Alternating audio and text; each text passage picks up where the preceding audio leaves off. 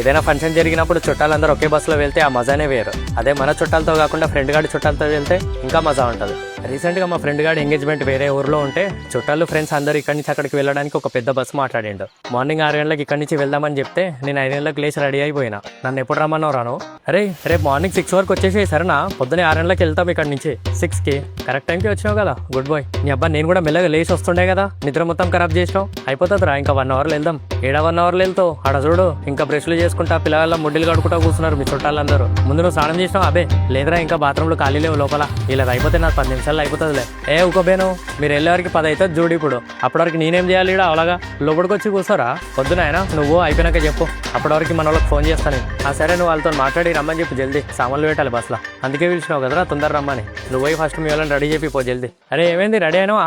ఇంకా లేవలేరా నేను, నువ్వేడునో వచ్చినారా? నేను ఇటు జల్దీ రమ్మన్నాడని వచ్చినా, వీళ్ళు ఇంకా రెడీ కూడా కాలేరు. అరే వాళ్ళ ఇంట్లో అంతమంది లేడీస్ రెడీ అయ్యేలా నీకు టైం పడుతుందని తెలియదా రా నీకు? ఆడు అట్లనే చెప్తాడు రమ్మని, పని చెప్పి నీకే వస్తావు 1 గంట అయినాక. సరేలే నువ్వు రా జల్దీ, ఒకనే ఉన్నా. ఫైనల్ గా అందరూ రెడీ అయ్యి వెళ్లే వారికి 10 అయ్యింది. నేను మా ఫ్రెండ్స్ గారు బస్సులో సీట్స్ పట్టుకోవడం కోసం విండో సీట్స్ దగ్గర కర్చీఫ్లు వేస్తున్నాం. అది చూసి మా పెళ్లి కొడుకు ఫ్రెండ్ గాడు, అరే ఇదేమైనా ఆర్టీసీ బస్ అనుకుంటున్నారా రా, మంచిగా కర్చీఫ్లు వేసుకుంటున్నారు. పెళ్లి బస్ ఇది, ముందు చుట్టాలందరూ కూర్చొని మనం తర్వాత అడ్జస్ట్ అవుతాం. కానీ అరే నాకైతే విండో సీట్ కావాలరా బై, నాకు వాంతింగ్ వస్తుంది ముందే చెప్తున్నా. దీనికి వాంతింగ్ రావద్దంటే ఇంకో వాంతింగ్ వచ్చేటం దగ్గర కూర్చోబెట్టరా. ఇన్ని ఇద్దరికి ఎవరి మీద ఎవరికి వాడొద్దని ఆపుకుంటారు. అప్పుడు ఫస్ట్ చుట్టాలైతే కూర్చొని ఆగంటారా మీరు?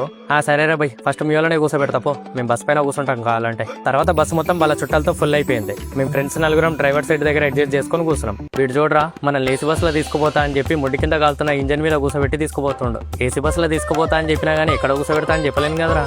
ఊకోబేను, ఇప్పుడు 6 గంటలు ఎట్లా కూర్చోవాలేడా? అరే ఎంగేజ్మెంట్ నాది, పెళ్లి కొడుకుని నేనే వెనక ఏసీలో కూర్చోకుండా దోస్తులు ముంగట కూర్చున్నారని నేను కూడా మీతో ముంగడికి వచ్చి కూర్చుంటే అర్థం చేసుకోరేమరా మీరు? నువ్వు కూర్చున్నా మేము కూర్చునేం కదరా ఆడ. సర్లే అనుకొని అడ్జస్ట్ అయ్యి వెళ్తున్నాం. కొంచెం సేపు తర్వాత మా ఫ్రెండ్ గాడి చుట్టం ఒక అతను వచ్చి, బాబు అడ్రస్ ఏమైనా కన్ఫ్యూజ్ అయితే చెప్పు, మ్యాప్ ఆన్ చేసుకున్నా ఫోన్లా, నేను చెప్తా సరేనా? వాళ్ళకి తెలుసులే బాబాయ్ తీసుకెళ్తారు. ఏమో రా చెప్పాలి కదా, మళ్ళీ వేరే రూట్లోకి వెళ్తే ఆగంగా మళ్ళా.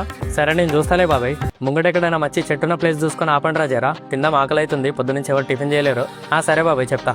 ఇంతమందికి ఇప్పుడు బయట తిని పెడతావా అరను? అంత లేదు, ఇక్కడ ఉన్న వాళ్ళకి అందరికి బయట తినిపిస్తే 5,000 ఎగిరిపోతాయి. ఒక ప్లేట్ తినర్రా మళ్ళీ 2 ప్లేట్లు తింటారు. అందుకే ఇంట్లోనే పులిహోర చేసుకొని పట్టుకొచ్చినాం. తర్వాత ఒక పెద్ద చెట్టు ఉన్న ప్లేస్ చూసుకొని ఆపినాం. కానీ దాని పక్కనే ఒక పెద్ద మోరి కాలువ చెత్త వేసే ప్లేస్ కూడా ఉంది. అది చూసి మా ఫ్రెండ్ వాళ్ళ బాబాయ్, అరే ఆ మోరి కాలువ చెత్తను చూసుకుంటే ఎవడన్నా కూర్చొని తింటాడా రా? ఏం పిల్లలరా మీరు ఇడ ఆపుతారు అంటే చెట్టు అన్నారు కదా అని చెట్టు కింద ఆపినాం బాబాయ్. చెట్టు కింద అంటే మంచిగా ఖాళీ ప్లేస్ లో చెట్టు ఉన్న ప్లేస్ చూసుకొని ఆపమనరా. ముందు కొనియండి ఇంకా చూద్దాం. కొంచెం సేపు తర్వాత ఒక మంచి ప్లేస్ కనిపిస్తే అక్కడ అందరూ తినడానికి కూర్చున్నారు. మా ఫ్రెండ్ గారు మాతో సామాన్లు మోపిస్తున్నాడు. రే తినరారా మీరు? మేము తర్వాత తింటాం రా, నువ్వు తిను. ఎందుకు తర్వాత? వానికి వైన్స్ కావాలంట.